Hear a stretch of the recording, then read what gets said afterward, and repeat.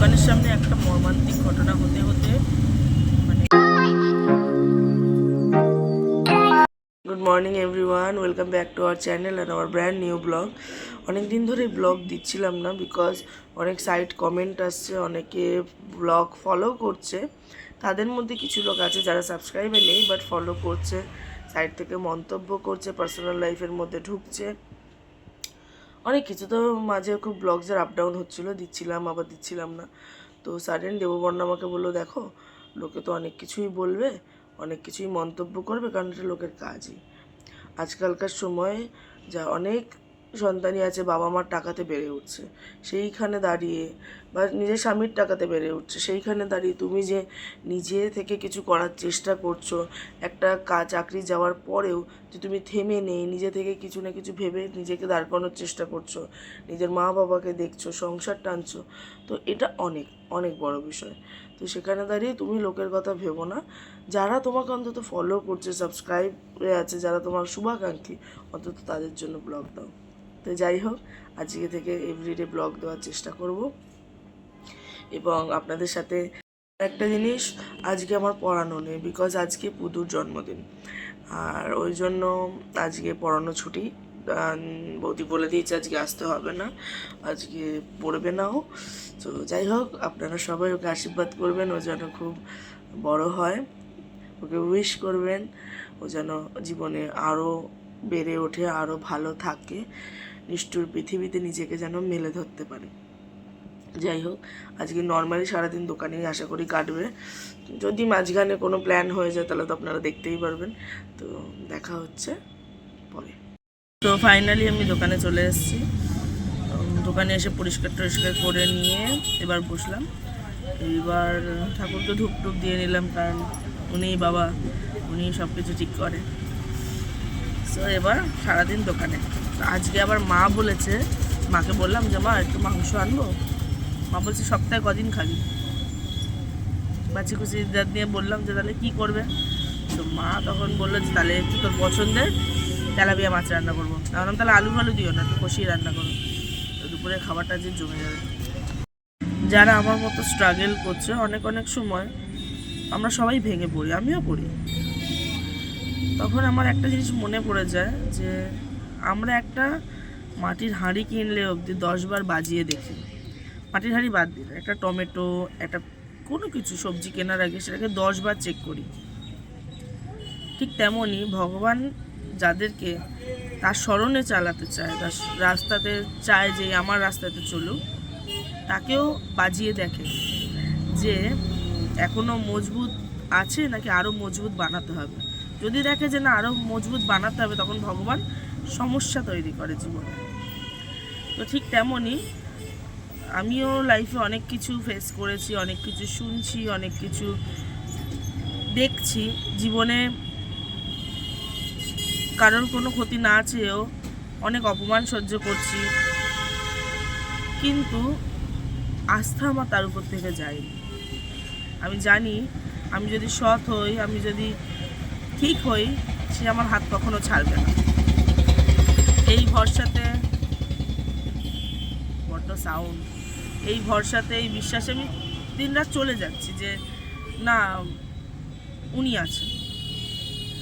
এটা আমার এই জন্যই বলা, কারণ আমি জবে থেকে আমার কাজ মানে চাকরিটা চলে যায়, যারা চাকরি পাওয়ার পর, এত হিউজ স্যালারি চাকরি পাওয়ার পর যারা খুব মানে দিখাবার একটা ঢং করতো, আজ তাদের পর্দা আমার কাছে পুরো ক্লিয়ার।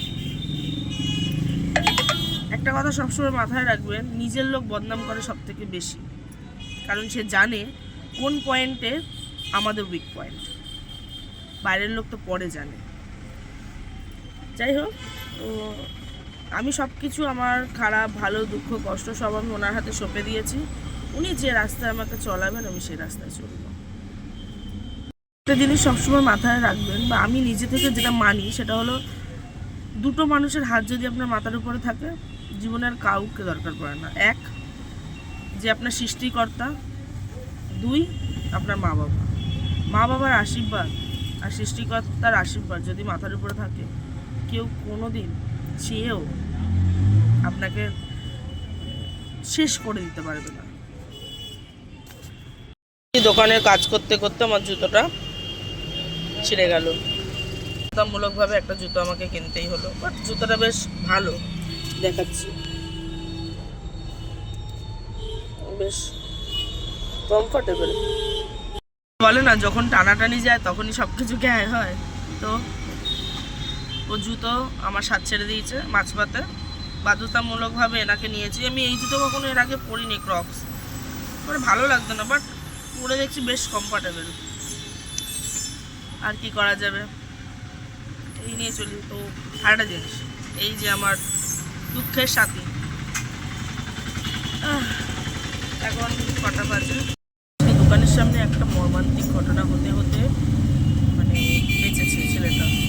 আজকে মেন রোড থেকে গাড়ি যাচ্ছিল, এবার লরিটা এসে ছেলেটা রাস্তা ক্রস করছিল, সাইকেলটা লরির তলায় ঢুকে গেছে, গিয়ে পুরো দুমড়ে গেছে গিয়ে, এবং ছেলেটাও প্রায় ওর পাটা অবধি লরিটা চলে এসে একটা পা, মানে যদি ট্রাফিক পুলিশ এবং পাবলিক না চিল্লাতো হয়তো ওটা পিছিয়ে বেরিয়ে যেত। মানে সত্যি খুবই প্যাথেটিক বিষয়। দোকানের সামনে চেয়ার নিয়ে ওকে বসানো হয়েছে, জল ফল দেওয়া হয়েছে, পায়ে ভালো করে, আমার কাছে একটা কাপড় ছিল তো আমি কাপড়টা দিয়ে দিলাম, একজন পায়ে ভালো করে বেঁধে দিয়েছে। তো ওনার ফ্যামিলিকে ফোন করা হয়েছিল এবং তারা এসার পর ওনার মা তো স্বাভাবিক, মা যাই হোক, ছেলের একটুখানি ফুটলেই জীবন বেরিয়ে যাচ্ছে, অতটা লেগেছে এবং অত বড় একটা ফাড়া গেছে তার উপর থেকে। তো সেখানে ওর মা তো হাউ হাউ করে কাঁদছে, হসপিটালে নিয়ে যাওয়া হলো ওনাকে টোটো করে, এবং গাড়িটাকেও সাইড করে দাঁড় করিয়েছে এবং পুলিশরা এসে ওখানে গাড়ির সাথে কী ডিল হচ্ছে জানি না। মানে একটা সত্যি একটা বড় কিছুর হাত থেকে, মানে কপালের জোরে বেঁচে গেল, ভগবানের আশীর্বাদে বেঁচে গেল। এটা খুব বাজে জিনিস হচ্ছিল আজকে। আমি নিজের লাইফে এই ফার্স্ট টাইম চোখের সামনে এরকম কিছু একটা দেখলাম। তো স্বাভাবিক খারাপ লাগছে, ভগবানের কাছে এটাই প্রার্থনা করছিল ছেলেটা সুস্থ সবলভাবে তার মায়ের কোলে ফিরে যাক, কারোর সাথে যেন ভগবান এরকম না হয়, এটাই প্রার্থনা। মানে দিনকাল যা পড়েছে, যা অবস্থা, রাস্তাঘাটে সত্যি বেরোলে কেউ, ফ্যামিলির কেউ বেরোলে একটা টেনশান থাকে যে সেফ অ্যান্ড সিকিউরলি যেন ফিরে আসে, কারণ ট্রাফিক থাকাকালীনও এইসব যে ঘটছে এভাবে, এবং যেভাবে বাচ্চা কাচ্চার এভাবে, এবং যে গাড়ি চালাচ্ছে সে খুব একটা এজেন্ট না, এটাই হলো সমস্যা। অল্প অল্প বয়সী বাচ্চাদের হাতে গাড়ি তুলে দেওয়া, এবং আজ এত অ্যাক্সিডেন্টের পরিমাণ বেড়ে যাওয়া। তো সবাই সেফ অ্যান্ড সিকিউরভাবে রাস্তা ক্রস করবেন, কারণ দিনকাল খুব খারাপ। মায়ের শরীর ভালো না থাকায় আমি নিজেই মায়ের হাতাপিতে একটু সাহায্য করে দিচ্ছি, কারণ এই একটা মানুষ যার সত্যি সে দিন রাত খাটে, কিন্তু তার খাটনির কোনো মাপকাঠি নেই। একটা পুরুষ বা যারা বাইরে কাজ করে তারা ঘুরে এসে বলে যে এই তো বাইরে কাজ করলাম, আমি এত কাজ করলাম, তুমি বাড়ি বসে করেছো। কিন্তু সত্যিই যদি হিসাবের পাল্লাতে তাদেরকে মাপা হয়, তার পাল্লাটা অবশ্যই ভারী হবে যে বাড়ির সব কাজ করে, বিশেষ করে মারা, তাদের পাল্লা অলওয়েজ ভারী। ফাইনালি স্নান টান সেরে এখন বসে পড়েছি পুজো দিতে। আজকে পুজো দেওয়ার দায়িত্ব আমার, কারণ ওই যে বললাম মার শরীরটা ভালো নেই, মাকে আজকে ফুল রেস্টে দিয়েছি। আর এই কাজটা করতে আমার বেশ ভালো লাগে, কারণ এটা আমার একটা শান্তির জায়গা। তো আজকে সব স্নান টান ছেড়ে পুজো দিতে বসে গেছে।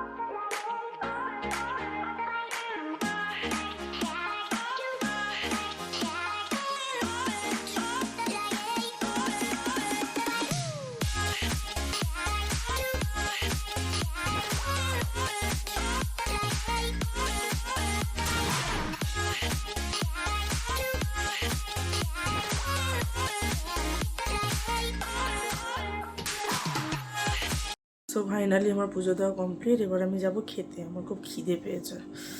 এবার মা তো মাছের ঝোল করেছে বললামই, এবার যাবো খেতে। তো ফাইনালি আমি আর বৌদি চলে এসেছি ফুচকা খেতে। সো ফাইনালি আমি চলে এসেছি বুলুর বাড়ি। এখানে বার্থডে কেক রেডি, সবাই একসাথে চলে এসেছে, এবার কেক কাটা হবে। Happy birthday to you, happy birthday to you, happy birthday dear, happy birthday to you.